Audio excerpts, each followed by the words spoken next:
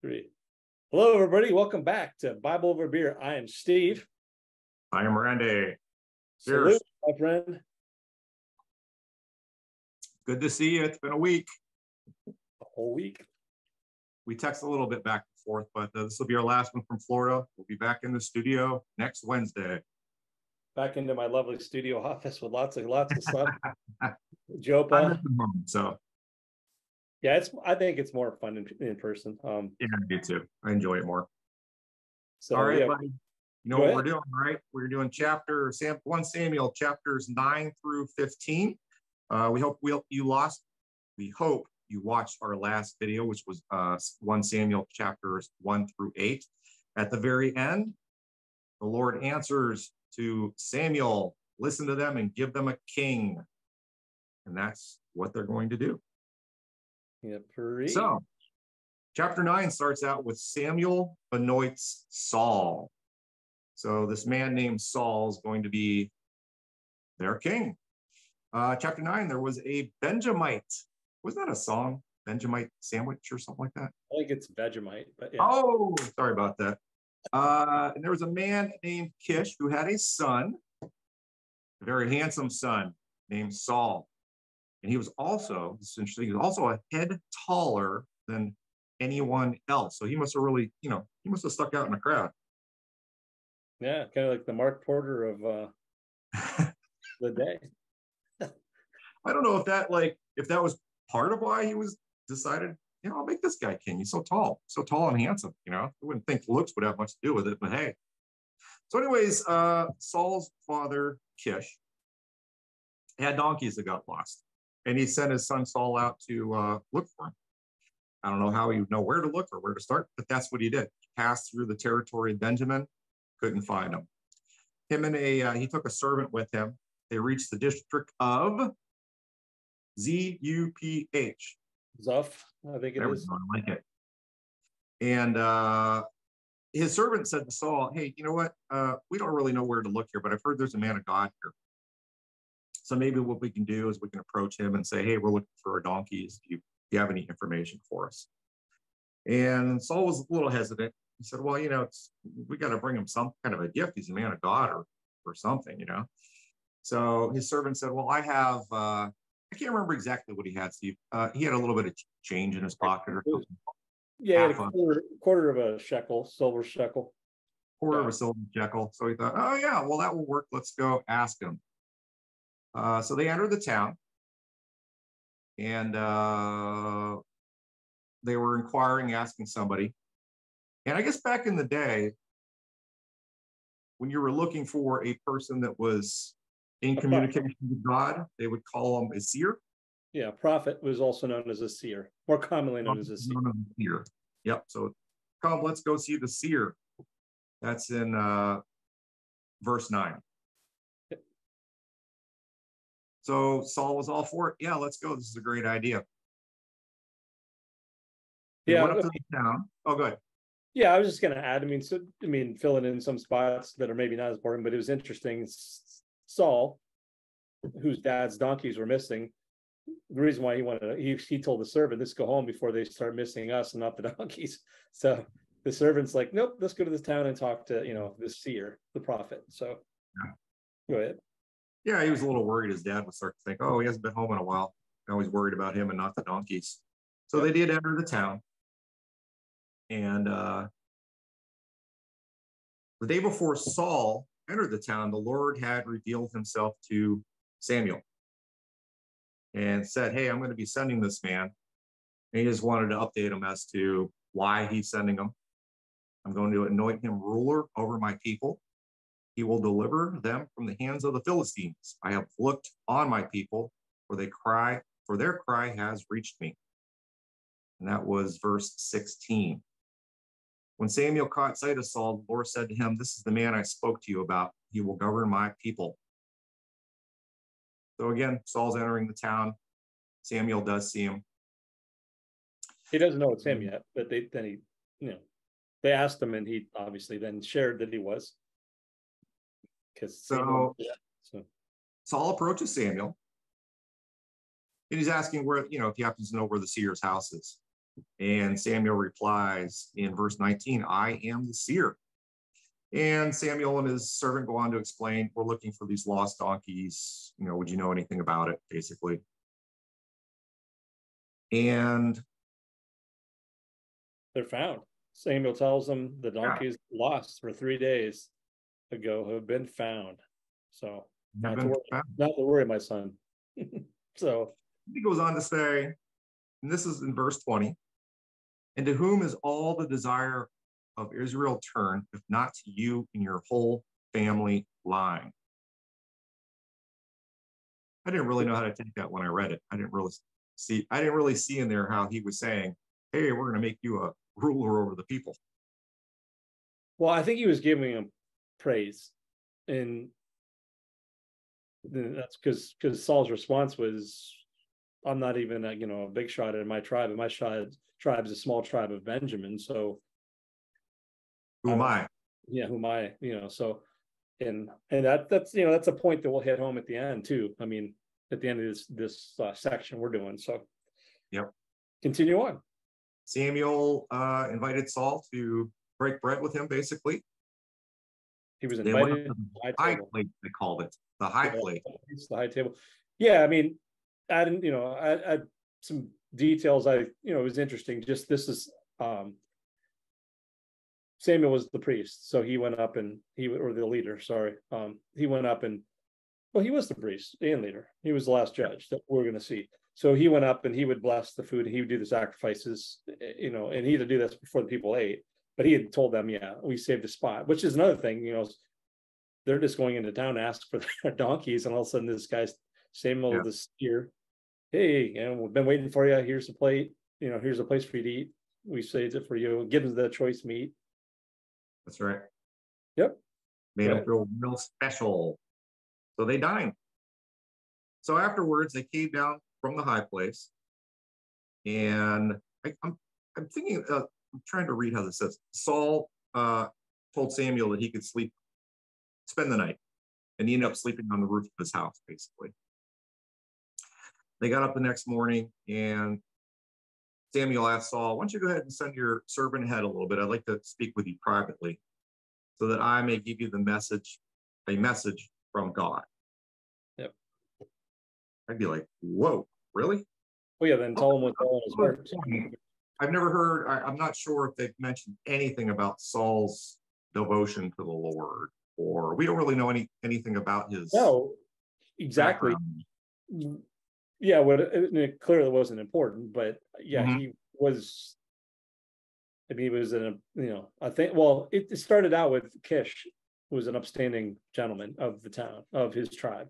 So this is Kish's son, which implies that he's upstanding.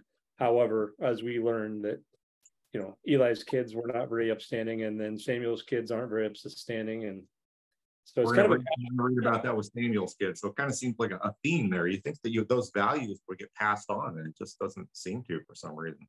Yeah, and it, like you said, we discussed before. I don't know if we discussed it before when we mentioned it, but it could be that the spoiled brat syndrome, right? These people are at high power, high positions. They're dealing with everybody, and maybe assuming their kids are, behaving, but adding stuff that doesn't belong, I guess. Sorry about that. Go on, continue. Yep. I mean, Saul was chosen for a reason. So who are we to question it? Then Samuel took a flask of olive oil, and poured it on Saul's head and kissed him, saying, has not the Lord anointed you ruler over his inheritance? This is in verse 10. I'm trying to think of what chapter we're on right now, Steve. Sorry. It's actually, it's chapter 1, chapter 10, verse 1. Chapter 10, verse 1. Thank you. Got it. So basically, to make sure that Samuel wasn't too skeptical of this, right? Because it seems unreal. He said, I'm going to sort of give you some proof or whatever so that you'll believe what I'm telling you. And he gave him instructions as to which direction to head and where to go. And along the way, he was going to run into certain people and experience certain things so that, Samuel had told him this, so he would know ahead of time, hey, when you actually get there, this is going to happen, this is going to happen. And Steve, I don't know if you want to get into any details of that. Well, I was just going to say that I think it was to solidify his belief, because I'm not certain, Saul's like his statement, "Who am I?" Right. So yeah, so he gives them kind of a prophecy. Well, a prophecy wasn't kind of, it was a, if Right. the two men at Rachel's grave, we're going to tell him the sheep have been found, the dad is worried, your father's worried about you, like, when he was concerned. And then, they're just The donkeys, not the sheep, the donkeys. the donkeys. Yeah, and then the three men at the tree of Tabor, and they will offer you 2 loaves of bread, and he's to accept that. I'm not certain what that means. So if anyone wants to share that, that seems interesting. It was kind of interesting because they had a bunch of stuff, and then you're going to accept that. But the big part is where I think, I'll let you run with that. But the big part is next, right? So when he gets there, Yeah, he said, you're going to meet a procession of prophets, and the Spirit of the Lord will come powerfully upon you. This is in verse 6, chapter 10. And you will prophesy with them, and you will be changed into a different person. I wonder what that means. Changed into a different person. well, I think everybody God has chosen as the leader, the judge, even in this case, the king, God has given and enabled him that, right? So yeah, I think that different person means he's got confidence. God's with him now. God's gonna walk with him, and I don't think he talks with. Well, yeah, I don't think he talks with the kings, but he's there. Right. He does, as we'll find out. At different points, God does come upon him. So makes him a better person. Obviously, makes him be able to do what God picked him to do. And then, is God talking through him, or is this knowledge, you think, actually planted in his head, and all of a sudden he's got this knowledge, he's just able to say it? Well, this is, yeah, they're prophesizing. So this is the Spirit of the Lord telling. I mean, he's they're doing whatever they're doing. So yeah, that's definitely God. It's not him. So it's for all of them, God. Verse 7, once these signs are fulfilled, do whatever your hand finds to do, for God is with you.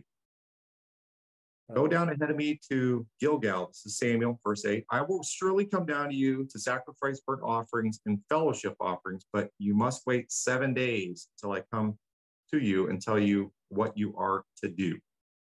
So remember those 7 days. That's a little hint of something to come. Yep. We're getting into Saul made king. Verse 9, as Saul turns to leave Samuel, God changed Saul's heart, and all these signs were fulfilled that day. So again, the procession of the prophets met him.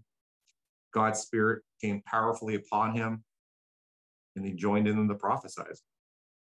There were people that knew him from before going, is Saul also among the prophets? Yeah. Whoa. What's this? Yeah. Yeah, I guess it was shocking because he wasn't a significant person other than Kish's son. So we've known this town fool for how long, and now he's prophesizing? I don't know if he's a town fool, but yeah. Well, obviously, if I all of a sudden just started prophesizing, you would probably tell there was a difference. Yes. But I'd be making it up. So well, you probably he ends up going back home finally. Yep. And Saul's uncle asked him in verse 14, where have you been? And Saul replies, he assures us that the donkeys had been found. And again, he's talking about, we met Samuel, and this is how we found the donkeys. But he did not tell his uncle what Samuel had said about the kingship. I wonder why. Well, again, I think it's the bigger picture, and there's Steve again with his drinking words. So bigger picture, drink, just like, significant. I haven't said that yet, but this, I will say it now. Another significant point to it, I think it's to show that God's choice, how it comes down, because they do how they select it. They picked out all the tribes, right? So through lot. Well, which is interesting because they're basically rolling the dice, but we already know that Saul's the king, going to be the king. But they, I'll just jump in here unless you want to. You want me to jump in on the king? Yeah. So basically, when we were back home, they summoned all the men to Mizpah, and then he explained what God. Anyways, he summoned all the people in and said they were going to what they're going to give him the king, and then they cast lots. So the tribe of Judah, I think, stepped forward and stuff, and then they broke it all the way down into the small. They broke it down into Benjamites, which I think are part of Judah. Maybe I'm goofing this up. No, I can't writing again. Was taken by okay, Benjamin. Sorry, it wasn't Judah. It was Benjamin was taken by lots. Then clan by clan brought forward, and Matris clan was taken. That's the clan I think Saul's family's from.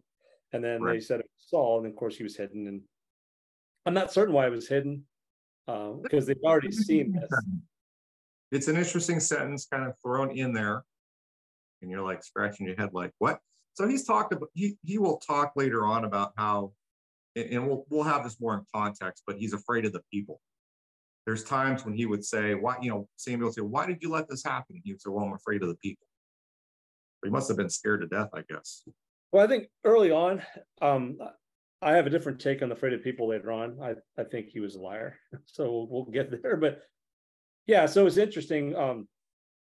And what I was going for this at the beginning, God was kind of mad that they want a king. We learned that at the end because they have a king. Everything God did for them through God, it wins. But now they want a man to be their king. So we're still there where Samuel explains what the king's duties are, right? And then he writes it into the scroll and deposits it before the Lord, which it must be into the temple. He must have put it there. So I think a lot of people were happy with this, but there were some scoundrels that were not. Apparently Saul noticed this because everybody's cheering except for a group, and they despised him and brought no gifts. So Saul kept quiet. So I thought that was it's a lead up to the next part. So go on. What are the moments like that where I'm thinking, did he keep quiet? Did he keep quiet because he's a coward, or did he keep quiet because he was sort of like, he was letting that slide? He's a good person. He was just kind of letting them slide. He's not going to punish them for not bringing a gift. Trying to be a nice guy. I don't know. So I think it's kind of filling his shoes, right? So he's early on, everybody's transitions into power. I think power ultimately corrupts you. Like, that's my opinion, because I cheated and read ahead in the next, the next few chapters of, so that's where I'm going with it. So continue on. Chapter 11, Saul rescues the city of Jabesh. So Nahash the Ammonite went up and besieged Jabesh Gilead. And all the men of Jabesh said to him, "Make a treaty with us, and we will be subject to you." Okay, so the Ammonites went into a city, and basically a city of Israelites, and said, "We're going to now be your rulers." And okay, well, great, make a treaty. And we've heard that before. Make a treaty with us, and we'll be servants or whatever. Yeah, so so I thought what interested me in this was, why do they barter? They're coming in to besiege the city, and they talked to him and said, "Hey," the Israelites said, "Hey, can we make a treaty with you?" And they're like, "Well, we'd rather gouge one of your eye out to make to basically put a scorn on Israel." And he goes, "Well, then wait a minute. We'll agree to let you rule over us. We don't want that option. If nobody comes to get us in 5 days and save us," like, okay, really? So what do you mean? You're going to let them go find somebody to come defend them? I thought that was odd. So continue on. Somebody tell us. Is there anybody out there that knows this? But the enemy basically said, "All right, we'll give you 7 days to look for help." Exactly. Well, and maybe it's because they've been under the Israel or the Philistines' rule for so long that nobody believes them. Although, I don't know. Go ahead. Verse 6, when Saul heard their words, and again, they were asking for help, the Spirit of God came powerfully upon him, and he burned with anger, took a pair of oxen, cut them into pieces, and sent the pieces by messenger throughout Israel, proclaiming, "This is what will be done to the oxen of anyone who does not follow Saul and Samuel." Then the terror of the Lord fell upon the people, and they came out together as one. When Saul mustered them at Bezek, the men of Israel numbered 300,000, and those of Judah 30,000. Did you catch? They're going in for the rescue. Yeah, but so I noticed that it was 300,000 and then 30,000 from Judah. I must be forgetting stuff, but was Judah the elite group of fighters I think that must be. But Yeah, they always mention they put them in a different category. I can't remember off the top of my head. Well, I knew they did that with the Levites because it's a priest line, but I don't remember Judah. So maybe so. Anybody comment? Let us know, because that's Like I thought that was interesting. So probably like the Green Beret of the military. Exactly. So a messenger went back to Jabesh Gilead, verse 9. By this time, the sun is hot. By the time the sun is hot tomorrow, you will be rescued. Well, of course, that made everybody happy. So they went ahead and told a little fib to the Ammonites and said, tomorrow we will surrender to you, and you can do to us whatever you like. Gouge your eyeballs out. We're fine with that. The next day, Saul separated his men into 3 divisions. During the last watch of the night, they broke into a camp of the Ammonites and slaughtered them until the heat of the day.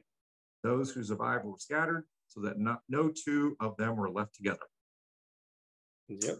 That really backfired on them. Did not work out well. For the Ammonites, you mean? Yeah. Exactly. Yeah. That's poor military strategy there. Strategy, yes. Thank you. Yep. And then adding back to that group of scoundrels, they come in now.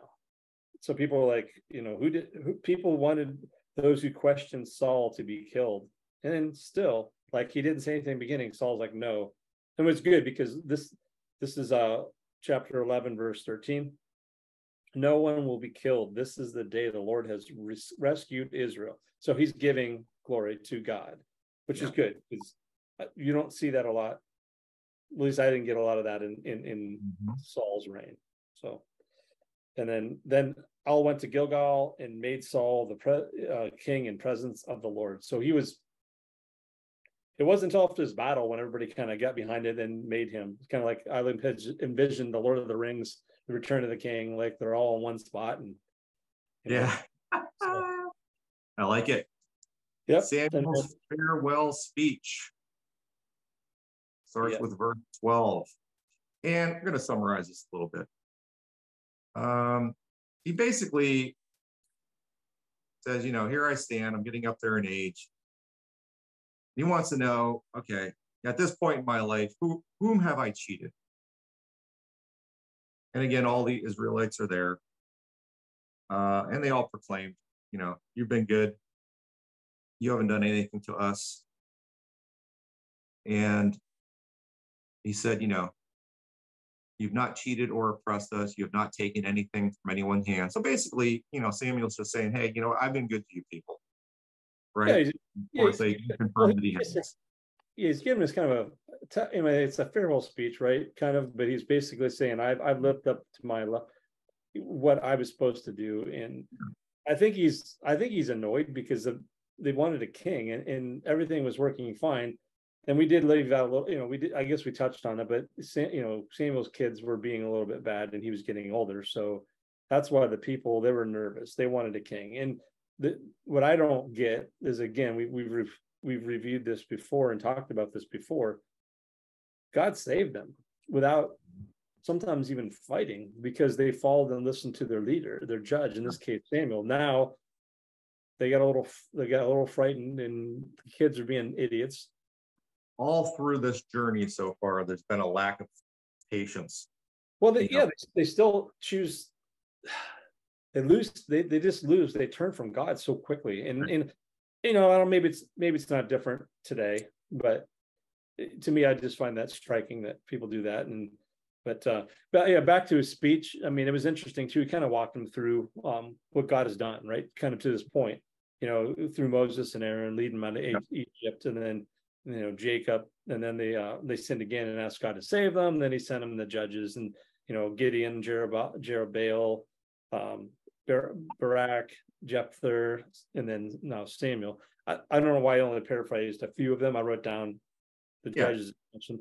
Those must be I know Jerubbaal and was a significant one, and so was Samson, and Samuel obviously. But I think it ended. Well, it's not ended yet, but we're ending with Samuel. I think he's a good judge so far. Absolutely. And again, these are all the stories that keep getting passed down. They're supposed to be on the tip of their lips. Pass it on to your children, never to Yep. be forgotten. It said he Greater was than always Moriah. delivered, he always delivered from the enemies. You lived in safety. But when you saw Nahash, the Ammonite, this is chapter 12, verses 12, moving against you, you call for a king. So Exactly. that's I think his whole speech is about this. Is like, I've been an honest, upstanding person to you. Everything has been good. I've never Right. wronged you, never steered you wrong. And listen to what God's done through all those people, including me. And now you want a freaking king because this one douchebag. Sorry for my Oh, curse words. So, did you put a bleep over that when you edit it? well, it's not a bad word. So it's actually a product. So that's So, Samuel warned him, hey, you want a king? All right, you're going to get a king, and this is what he's going to do to you. Well, give us a king anyways. So gave him the king. But he reminded him in verse 15, but if you do not obey the Lord, and if you rebel against his commands, his hand will be against you as it was against your ancestors. So again, the warning. yeah, and he teaches them. He kind of he solidifies this point, and you're going to probably get to it about what it's not harvest time. Mm-hmm. That Samuel's going to. Well, so basically, Samuel's finishing up. It's not yet the harvest time, but I'm going to call upon God to make it rain and thunder and lightning, and then he does, and Right. God does that, and the people are like, "Oh, what have we done?" I mean, they don't care. They still wanted a king, but oh my goodness, what do they do? Pray for us. The Yeah. people feared and asked Samuel to pray to the Lord for the sin of asking for a king. They still want a king, but forgive us for asking. Yes, Like, exactly. Yep. Chapter so 13. Samuel rebuked Saul. Well, that didn't take long. Saul was 30 years old when he became king, and he reigned over Israel 42 years. Saul chose 3,000 men from Israel, and they're getting ready to attack the Philistines, I believe. yeah, well, they're assembling at Michmash, the hill country of Bethel. We're getting ready for battle here. Yep. The Philistines find out, and they're getting their troops ready. And of course, Saul puts out the word, let all of Israel hear the news. Saul's attacked the Philistine outpost. Now Israel has become obnoxious to the Philistines. And the people were summoned to join Saul at Gilgal. So we got a major battle coming up. The Yep. Philistines assembled to fight. Verse 5. When the Israelites saw that their situation was critical and that their army was hard pressed, they hid in caves and thickets among the rocks and in the pits of cisterns. So obviously the Philistines had a pretty mighty force going, which put a scare in them. Well, yeah, they're kind of calling their bluff. I guess they aren't really worried about it. But and then one thing we didn't notice is we didn't mention was there was 2,000 that were with 1,000. I think it was 1,000. How many men went with his son Jonathan? Was And it 1,000? Jonathan's son. Correct. Which is interesting because when I read it, it didn't start out with Jonathan, the son of Saul. It basically 1,000 with Saul, 1,000 with Jonathan. yeah, Sorry. yeah. So Jonathan, he had that great idea to go, hey, I think with the Lord's with us, he believes, right? He buys this. So he's like, I'm gonna go take my men and 1,000 men. We're gonna go attack this outpost. There's like two edges to get there, and either way, they're gonna see him, right? So yeah, they're like, we know this. Basically, if they see him and invite him in, we know it's the time from God to take them. They said another thing too, I don't remember, but this army was extremely large. Sure. Not, I mean, these Philistines, but the outpost wasn't. I mean, the outpost was small, but I mean, And they had some, they had the chariots and 3,000. seemed to have some an arsenal that was a little bit greater than what his Israelites had. Yep. Saul remained at Gilgal, and all the troops with him were quaking with fear. He waited 7 days, the time set by Samuel. But Samuel did not come to Gilgal, and Saul's men began to scatter Again, patience. So he said, bring me the burnt offering and the fellowship offering. And Saul offered up the burnt offering. Verse 10, just as he finished making the offering, Samuel arrived, and Saul went out to greet him. So we all remember, wait 7 days until I arrive. That's all he was told to do. Yep. But he got frightened. He got frightened, right? And again, just patience and the fear. Fear just makes them do things that they shouldn't. So Samuel says, verse 11, what have you done? Saul replies, you did not come at the set time. And Samuel replies, but you have done a foolish thing. You've not kept the command the Lord your God gave you. If you had, you would establish your kingdom over Israel for all time. But now your kingdom will not endure. The Lord has sought out a man after his own heart and appointed him the ruler of his people because you have not kept the Lord's command. On that note, I want to ask you, so what is that? The Lord has sought out a man that you just read after his own heart and appointed him ruler of his people because you didn't keep the command. So what does that, I mean, did you understand what that means? Well, this is tough because you would think that with that being said, Saul's reign would be done. Okay, you're no longer king. Go back home. But it's not. Strike one for sure. Yeah, strike one for sure. Up two. He gets two. It's not baseball back then. Apparently cricket, it's only two strikes. I don't know. Yeah. But I thought that was an interesting, I don't know what it really means. I mean, and there's another one at the end of this we'll talk about. It's similar to that. So go ahead. Sorry about that. Exactly. And they said your reign would have lasted forever. I don't, Saul has a lifespan. So all right. So we'll continue on here. And actually I just lost my spot, Steve. So Samuel left after that. So you did your command, and then Samuel left. And I thought it was interesting because the Israel people didn't have weapons except for where'd all their weapons go? Well, they fought a lot of battles over the years. Well, I don't know what happened to the weapons, but they took the blacksmiths, so they couldn't make any more. So they had to go and pay the Ammonites or Philistines, to sharpen their stuff. So okay, so the Philistines took all the blacksmiths, but now they're going to the Philistines and paying to get their whatever they're going to use weapons sharpened. Well, they don't know they're using weapons. You're a student of karate, right? So what was that about, right? They weren't allowed weapons either, so they used farm implements. The goats, the sickles, the plow tips. That's what they used for battle. All except for Jonathan and Saul's people.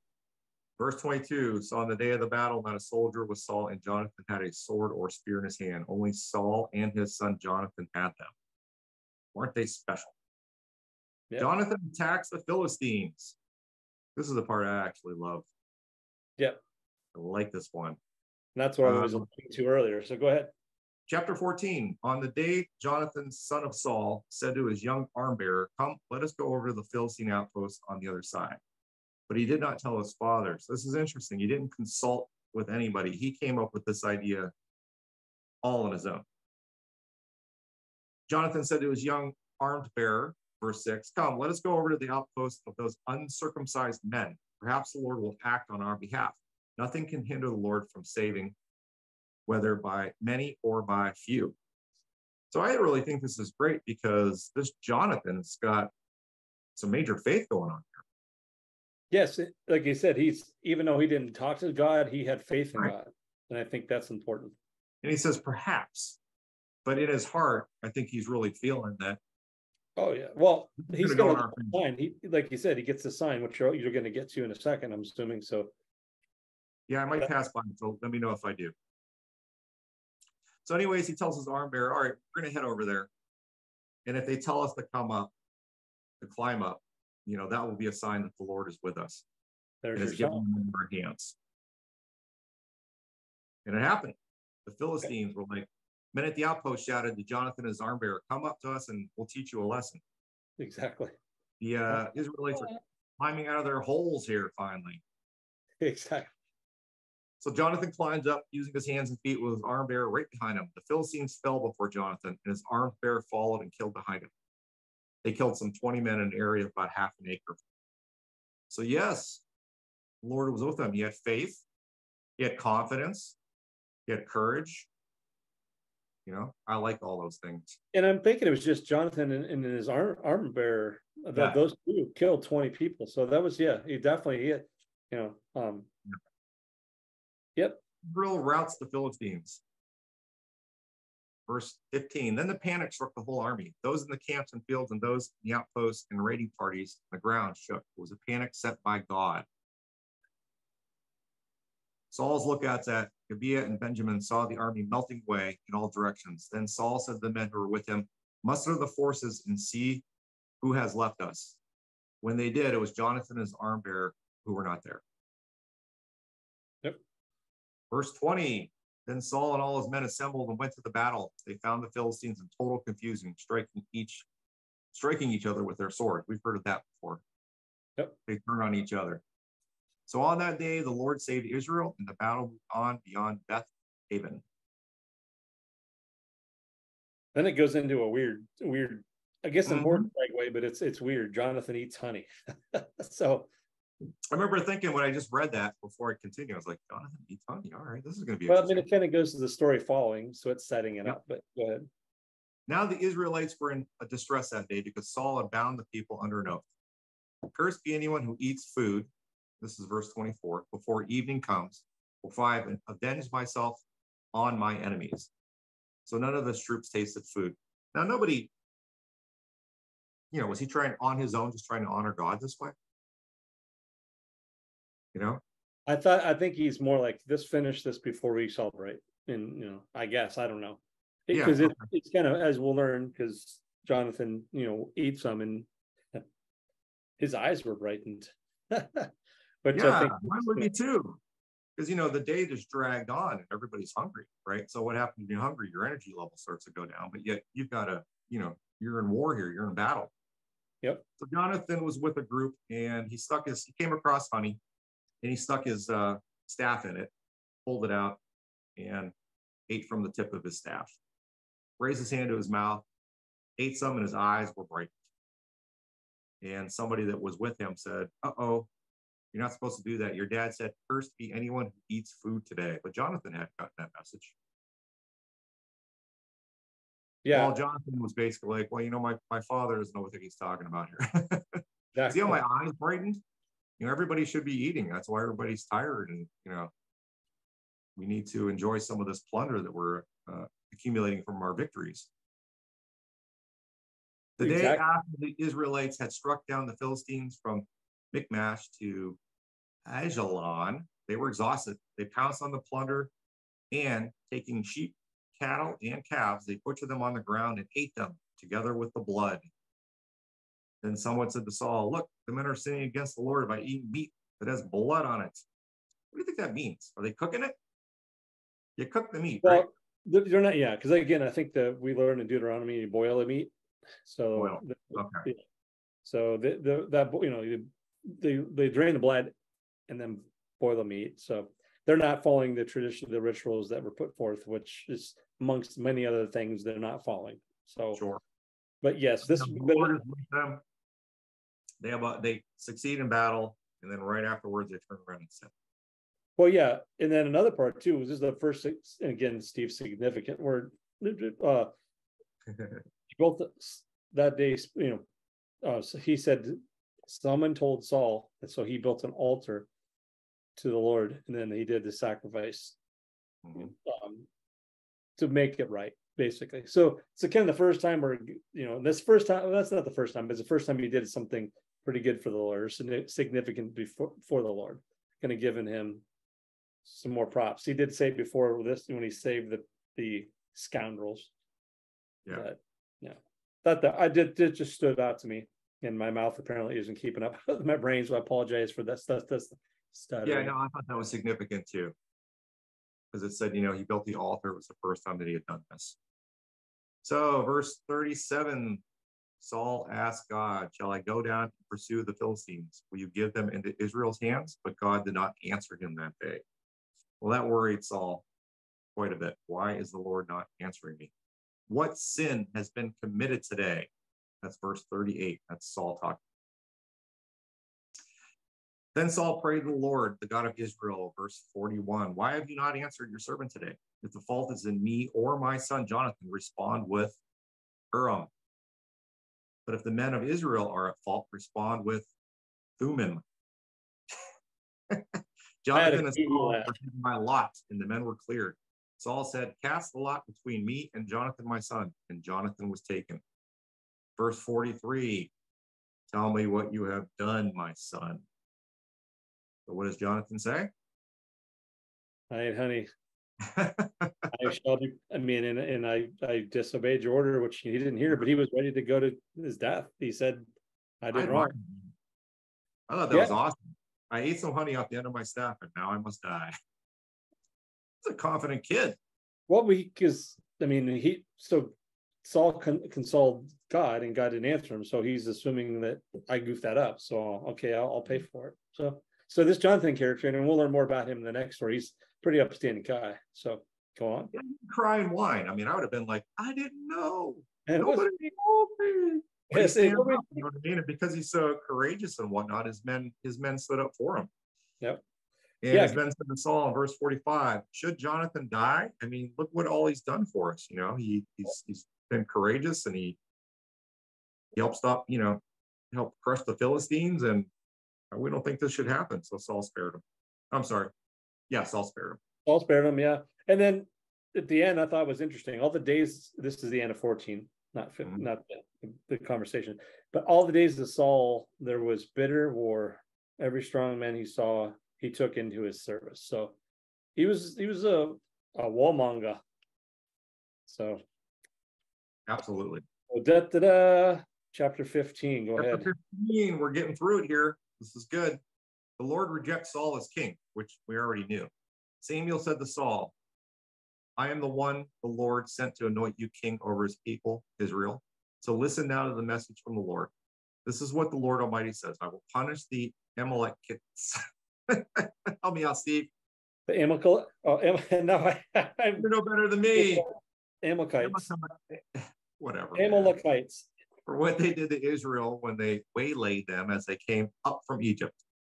Now go, attack I'm not going to say it, and totally destroy them. All belongs to them. Do not destroy everything that belongs to them. Do not spare them. Put to death men and women, children, infants, cattle, and sheep, camels, and donkeys. That sounds very specific to me.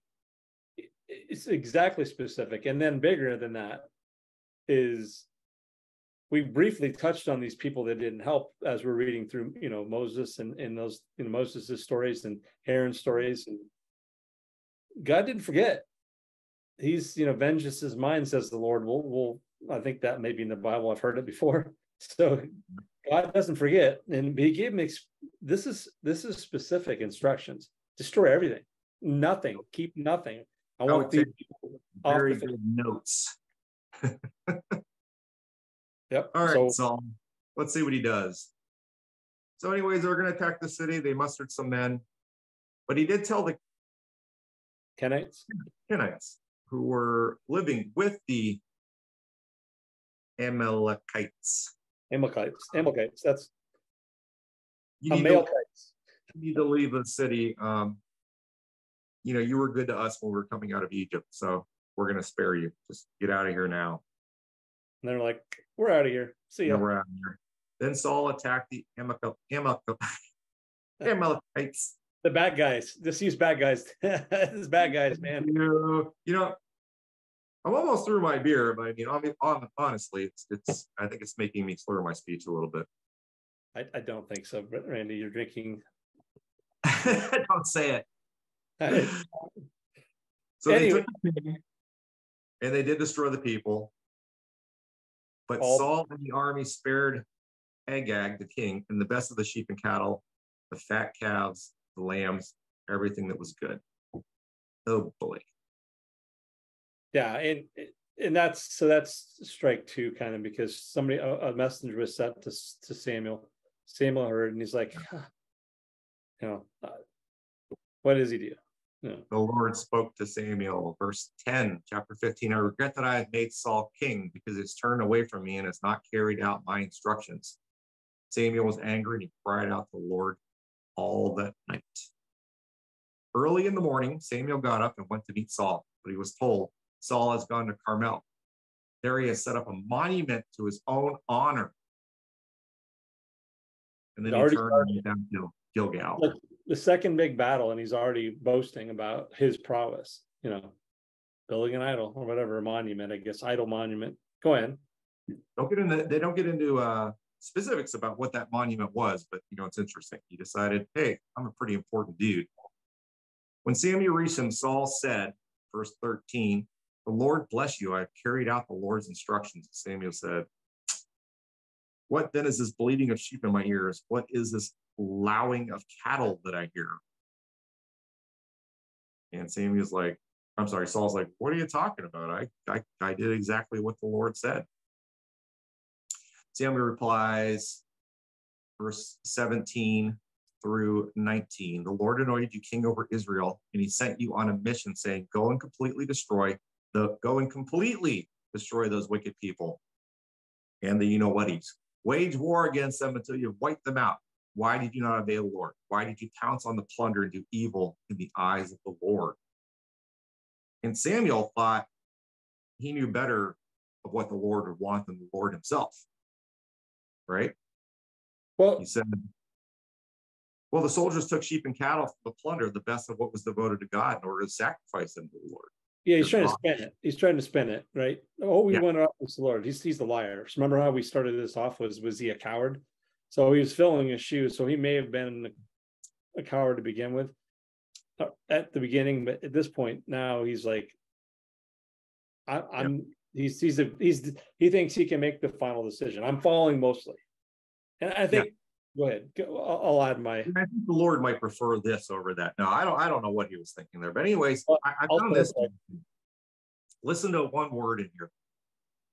The best of what was devoted to God in order to sacrifice them to the Lord, your God, at Gilgal. That's the first time he says your. He's going to say it again. Why doesn't he say our God or God? Your God.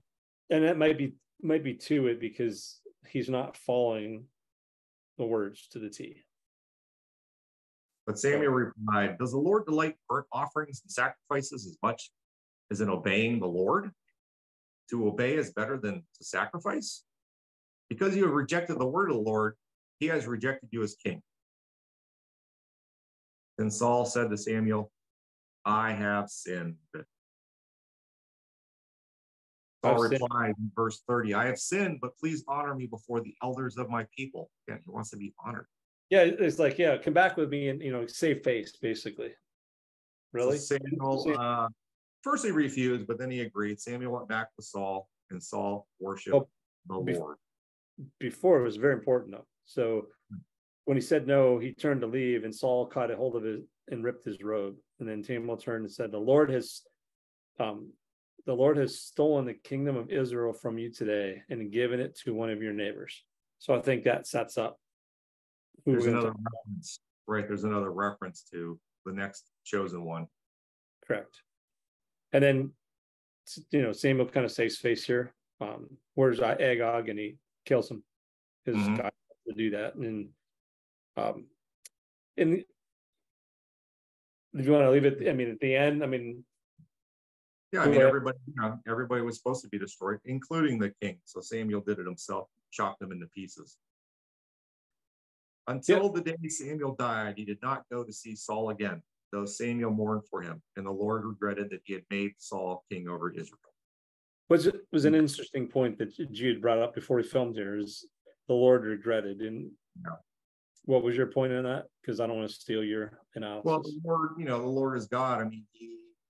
He knows what's going to happen. He sets everything up. He can't have regrets. But God can't have regrets. So I did do a little Google search on that, and somebody explained it in a way that, the Lord is saying it in words that we would understand. Of course, he doesn't have regrets. They asked for a king. He told them that this wasn't going to work, and it didn't work. End of story. Yeah, and he sent all these leaders, and none of them measure up. None of them measure up. None of them measure up. So it went from the leaders they had to the judges they had. Now to the kings. Oh, that's going to save us. And It's not. I mean, Saul's already in 2 battles and he doesn't listen to him either one. So 2 strikes and he's out. So yeah, that's what that's my takeaway. It's the theme so far. And as we discussed, it's, I don't know if it's getting old, but it's frustrating to hear that.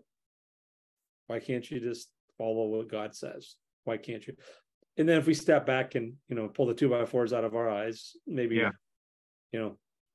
in the moment when fear strikes you, you act irrationally. So like you just said, it's so easy for us to sit here now in our cushy little homes and really nothing to be afraid of, right?